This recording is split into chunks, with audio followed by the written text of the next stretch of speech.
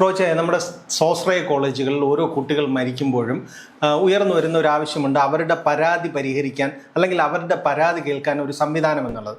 ഒരു ഓംബുഡ്സ്മാനെ നിയമിക്കണം എന്ന നിർദ്ദേശം 9 വർഷമായി സർക്കാർ പൂഴ്ത്തി വെച്ചിരിക്കുകയാണ്. ഇവരാണ് വിദ്യാർത്ഥി സംരക്ഷണം പറയുന്നത്. ഇതിനെന്താ നമ്മൾ മറുപടി പറയുക? 2001 AK ആന്റണി സർക്കാരിൻ്റെ കാലത്താണ് കേരളത്തിൽ വ്യാപകമായി സ്വാശ്രയ കോളേജുകൾ ആരോഗ്യരംഗത്ത്, മെഡിക്കൽ രംഗത്തും എഞ്ചിനീയറിംഗ് രംഗത്തുമൊക്കെ വ്യാപകമായ രീതിയിൽ ആരംഭിച്ചത്. അപ്പോൾ പക്ഷേ ഇങ്ങനെ കോളേജുകൾ ചോദിക്കുന്നവർക്കെല്ലാം കൊടുത്ത് തുടങ്ങിയപ്പോഴും ഇതിന് അടിസ്ഥാനപരമായ ചില നിയമനിർമ്മാണങ്ങൾ നടത്തുന്നതിലോ അല്ലെങ്കിൽ അതിനുള്ളൊരു മാർഗനിർദ്ദേശം കൊണ്ടുവരുന്നതിലോ സർക്കാർ പരാജയപ്പെട്ടു പോയി. പിന്നീട് വന്ന സർക്കാരുകളും അതിലൊന്നും ചെയ്തില്ല. 2001 മുതൽ ഇപ്പോൾ 26 വർഷമായി കേരളത്തിൽ സ്വാശ്രയ കോളേജുകൾ യാഥാർത്ഥ്യമായി കഴിഞ്ഞു. പക്ഷേ ഈ സ്വാശ്രയ കോളേജുകളുടെ മറവിൽ നടക്കുന്ന നിയമവിരുദ്ധമായ കാര്യങ്ങൾ ഒരുപാടുണ്ട്. പക്ഷേ ഇതിനൊന്നും സർക്കാരിന് ഒരു തരത്തിലുള്ള ഇടപെടലുകൾ നടത്താനോ അതിനുള്ള കുട്ടികളുടെ ആവശ്യങ്ങൾ പരിഗണിക്കുന്നതിനോ ഒരു നടപടിയും മാറി മാറി വന്ന സർക്കാരുകൾ ഒന്നും ചെയ്തില്ല.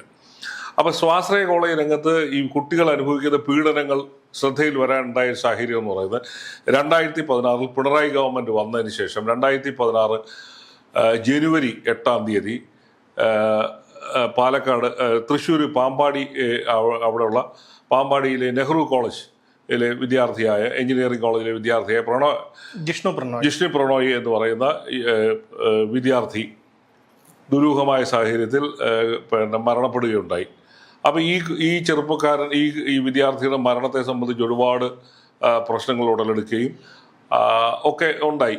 അപ്പോൾ അന്ന് വലിയ തോതിൽ ഇതിനെതിരായിട്ട് വികാരമുണരുകയും കുട്ടികൾ സമരത്തിൽ വരികയും ഒക്കെ ചെയ്തു. ഒരു കമ്മ്യൂണിസ്റ്റ് കുടുംബത്തിൽ നിന്ന് വരുന്ന ഒരു ചെറുപ്പക്കാരനായിരുന്നു ജിഷ്ണു പ്രണോയ്.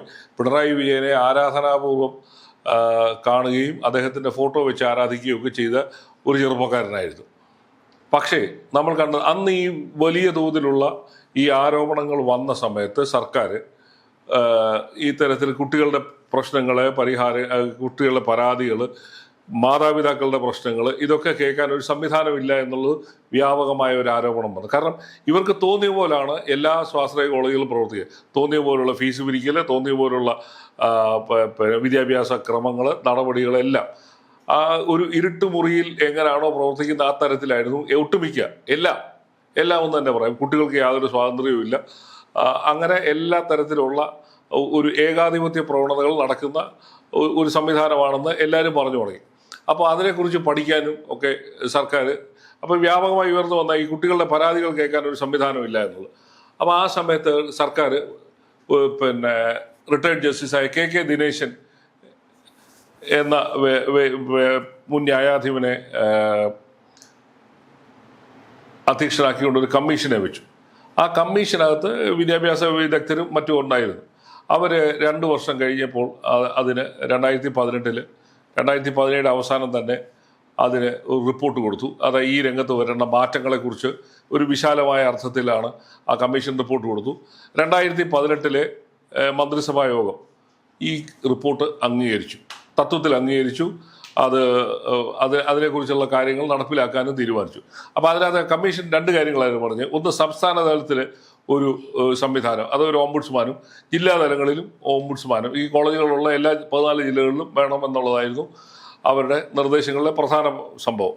പക്ഷേ ഈ കഴിഞ്ഞ 8-9 വർഷമായിട്ട് ഇതേക്കുറിച്ച് സർക്കാരോ വിദ്യാർത്ഥി സംഘടനകളോ ഒരു തരത്തിലുള്ള ഒരു നീക്കം നടത്തും. കാരണം സർക്കാരിന് ഇക്കാര്യത്തിനകത്ത് ഒരു തരത്തിലുള്ള ആത്മാർത്ഥതയുമില്ലായിരുന്നു. അതിൻ്റെ ദുരന്തമാണിപ്പോൾ നമ്മൾ കണ്ണൂർ അഞ്ചരക്കണ്ടിയിലെ BDS കോളേജിലെ നിതിൻ രാജ് എന്ന് പറയുന്ന വിദ്യാർത്ഥി മരിക്കാനുണ്ടായ സാഹചര്യം. അവിടെയും ഇത് തന്നെയാണ്. മാനേജ്മെൻറ്റ് തോന്നിവാസവും മാനേജ്മെൻറ്റിൻ്റെ ഏകാധിപത്യ പ്രവണതകളുമാണ് നടക്കുക. അധ്യാപകർക്ക് തോന്നിയ പോലെയാണ് അവിടുത്തെ പെരുമാറ്റം. കുട്ടികളെ വലിയ തോതിൽ ആക്രമിക്കുക, കുട്ടികളെ മാനസികമായി തകർക്കുക, ജാതീയമായി അധിക്ഷേപിക്കുക. കേരളത്തിൽ ജാതി ഉന്മൂലനം ചെയ്തു എന്ന് എല്ലാവരും ഞെളിഞ്ഞു കയറിയെന്ന് മൈക്കിൻ്റെ മുമ്പിൽ പറയുമ്പോഴാണ് ഇത് നടക്കുന്നത്. പുരോഗമന സർക്കാരാണ് കേരളം ഭരിക്കുന്നു എന്നാണ് നാഴിക 40 തൊട്ട് പിണറായി വിജയനും അദ്ദേഹത്തിൻ്റെ ഭക്തജന സംഘടനകളും പറയുന്നത്. പക്ഷേ ജാതി അതിൻ്റെ ക്രൂരമായ രീതിയിൽ പെരുമാറിയതിൻ്റെ ഒരു ഉദാഹരണമാണ് നിതിൻ രാജിൻ്റെ മരണം സൃഷ്ടിച്ച്. ഈ സംഭവം നടന്നിപ്പോൾ 10-12 ദിവസമായി. പ്രതികളെ ആരെയും അറസ്റ്റ് ചെയ്തില്ല. മാനേജ്മെന്റിനെതിരെ ഒരു നടപടിയില്ല. ആ ചെറുപ്പക്കാരൻ്റെ മരണത്തിന് ഇപ്പോൾ പറഞ്ഞുകൊണ്ടാണ് പോലീസ് പറയുന്നത് ലോൺ ആപ്പിൻ്റെ ഭീഷണി കൊണ്ട് ആത്മഹത്യ ചെയ്തു. ബാക്കി കാര്യങ്ങളെല്ലാം തന്നെ കുഴിച്ചു മൂടുകയും മാനേജ്മെന്റിനെതിരെ ഒരു നടപടിയുമില്ല. അതേക്കുറിച്ച് സമഗ്രമായ ഒരു അന്വേഷണം പോലും നടത്താൻ ഈ സർക്കാർ തയ്യാറായിട്ടില്ല. അപ്പോൾ അതാണ് അവിടെ നടന്നുകൊണ്ടിരിക്കുന്നത്. അപ്പോൾ ഈ ഘട്ടത്തിലാണ് നമ്മൾ കമ്മീഷൻ എന്തൊക്കെയായിരുന്നു പറഞ്ഞത് എന്നുള്ളതിനെ കുറിച്ച് പിന്നീട് സർക്കാർ മിണ്ടിയിട്ടേ ഇല്ല. ഈ വിദ്യാർത്ഥി സംഘടനകളൊന്നും തന്നെ SFI എന്ന് പറയുന്ന സംഘടനയോ അല്ലെങ്കിൽ മറ്റ് സംഘടനകളോ വിദ്യാർത്ഥി സംഘടനകളോ ഒന്നും തന്നെ ഈ കമ്മീഷൻ റിപ്പോർട്ട് നടപ്പാക്കണമെന്ന് നാളിതുവരെ ആവശ്യപ്പെട്ടിട്ടുമില്ല. അപ്പോൾ അതാണ് ഈ രംഗത്ത് വന്നിരിക്കുന്ന ഒരു ദുരന്തം എന്ന് പറയുന്നത്. ഈ കമ്മീഷൻ റിപ്പോർട്ടിനകത്ത് പ്രധാനമായിട്ട് പറഞ്ഞിരുന്ന 2-3 പ്രധാന കാര്യങ്ങളുണ്ടായിരുന്നു. അതാണ് ഞാനൊന്ന് ശ്രദ്ധയിൽപ്പെടുത്താമെന്ന് ഉദ്ദേശിക്കുന്ന കാര്യങ്ങൾ. ഇതിനകത്ത് പ്രധാനമായിട്ട് ഈ KK ദിനേശൻ കമ്മീഷൻ പറഞ്ഞിരുന്നത് കുട്ടികൾ നേരിടുന്ന മനുഷ്യാവകാശ പ്രശ്നങ്ങൾ അത് ഒറ്റപ്പെട്ടതല്ലെന്നും അത് അതിൻ്റെ ശരിയായ രീതിയിൽ അഡ്രസ്സ് ചെയ്യപ്പെടണമെന്നായിരുന്നു അതിനകത്തെ ഒരു പ്രധാന അതുപോലെ തന്നെ രണ്ടാമത് പറഞ്ഞിരുന്ന കാര്യമൊന്നുണ്ട്, വിദ്യാർത്ഥികൾക്ക് സംഘടനാ സ്വാതന്ത്ര്യം അനുവദിക്കണം, അതുപോലെ തന്നെ PTA രൂപീകരിക്കണം, സർവകലാശാല ഗ്രീവൻസ് സെല്ലിൻ്റെ രൂപീകരണം ഉണ്ടാവണം, ഓംബുഡ്സ്മാൻ സംസ്ഥാന തലത്തിലും ജില്ലാ തലങ്ങളിൽ രൂപീകരിക്കണം, അതുപോലെ തന്നെ സർവകലാശാലയിലെ വെരിഫിക്കേഷന് ശേഷം സർട്ടിഫിക്കറ്റ് കൊടുക്കുക. കാരണം ഈ പല സ്വാശ്രയ കോളേജുകളും കുട്ടികളുടെ സർട്ടിഫിക്കറ്റുകൾ വാങ്ങി വെച്ചിട്ട് ഫീസ് കൊടുത്തിട്ടില്ല, അല്ലെങ്കിൽ മറ്റു കുറ്റങ്ങൾ പറഞ്ഞ് അല്ലെങ്കിൽ കോളേജ് ഉപേക്ഷിച്ചിട്ട് പോകണമെന്ന് പറയുമ്പോൾ സർട്ടിഫിക്കറ്റ് കൊടുക്കാതിരിക്കുക. അപ്പോൾ ഈ അവസ്ഥയ്ക്കൊക്കെ ഒരു മാറ്റം ഉണ്ടാകണമെന്നുള്ള പ്രധാന സജഷൻ ഉണ്ടായിരുന്നു. അതുപോലെ തന്നെ ഈ ഇന്റേണൽ അസസ്മെന്റ്, അതാണ് ആ റിപ്പോർട്ടിനകത്ത് ഏറ്റവും നിർണായകമായ ഒരു കാര്യം. ഇന്റേണൽ മാർക്കിന്റെ പേരിലാണ് കുട്ടികളെ മുഴുവൻ പീഡിപ്പിക്കുന്നത് ഈ അധ്യാപകർ. അതെ, കാരണം അധ്യാപകർക്ക് അതിന് ഒരു പരാതി ഉന്നയിക്കാൻ പറ്റില്ല, അവർക്കുണ്ടാകുന്ന മോശം അനുഭവം പറയാൻ പറ്റില്ല. ഇതിനെല്ലാം നേരിടുന്ന ഒറ്റ ടൂൾ എന്ന് പറയുന്നത് ഈ ഇന്റേണൽ മാർക്ക്. അത് വെച്ച് ഇപ്പൊ ഇതിനെ ഈ നിതിൻ രാജിന്റെ മരണത്തിനും ഇന്റേണൽ മാർക്ക് വലിയൊരു പ്രശ്നമായിരുന്നു. അയാള് ഈ റാം എന്ന് പറയുന്ന NK റാം എന്ന് പറയുന്ന അധ്യാപകനാണ് അത് പറഞ്ഞാണ് കുട്ടികളെ മാനസികമായും ശാരീരികമായും ഒക്കെ പീഡിപ്പിച്ചുകൊണ്ടിരുന്നത്. അപ്പം ആ ഇന്റേണൽ മാർക്ക് നിർണ്ണയം അത് സുതാര്യമാക്കുക എന്ന് പറയുന്ന ഒരു പ്രധാന സജഷൻ ഉണ്ടായിരുന്നു. അതുപോലെ തന്നെ സെമസ്റ്റർ ഫീസുകൾ ഒരുമിച്ച് വാങ്ങിക്കുന്ന പരിപാടി നിർത്തുക, ഇങ്ങനെ കോഴ്സ് പൂർത്തിയാക്കുന്ന മുറയ്ക്ക് കുട്ടികളുടെ കോഷൻ ഡെപ്പോസിറ്റ് തിരിച്ചു, ഇങ്ങനെ സർവ്വതല വ്യാപിയായ ഒരു നിർദ്ദേശങ്ങളാണ് ഈ കമ്മീഷൻ മുന്നോട്ട് വെച്ച്.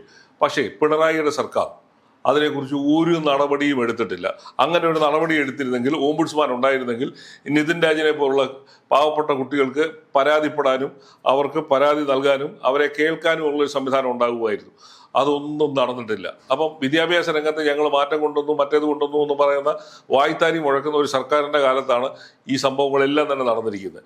ഈ ജിഷ്ണു പ്രണോയ് എന്ന് പറയുന്ന ചെറുപ്പക്കാരൻ്റെ മരണത്തിൽ നിന്നും അല്ലെങ്കിൽ നിതിൻ രാജിൻ്റെ മരണത്തിൽ നിന്നോ സർക്കാരോ വിദ്യാർത്ഥി സംഘടന, പ്രത്യേകിച്ച് ഭരിക്കുന്ന സർക്കാരിൻ്റെ വിദ്യാർത്ഥി യുവജന വിഭാഗങ്ങൾ തന്നെ ഒരു പാഠവും പഠിച്ചിട്ടില്ല.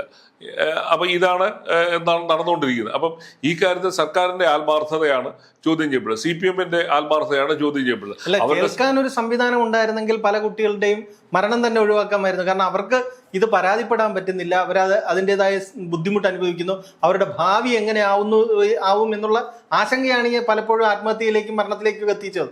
അതന്നെ ഈ കമ്മീഷൻ ഒരു പ്രധാന നിർദ്ദേശം കൊടുത്തത് ജിഷ്ണു പ്രണോയ് ആക്ട് എന്ന് പറയുന്ന ഒരു ആക്ട്, അതായത് ഈ സെൽഫ് ഫിനാൻസിങ് കോളേജുകളെ കുട്ടികളുടെ രക്ഷയ്ക്കായിട്ട് അങ്ങനെ ഒരു നിയമം കൊണ്ടുവരണമെന്ന് പറഞ്ഞിരുന്നു. ആ നിയമവും നിർമ്മാണവും നടന്നില്ല.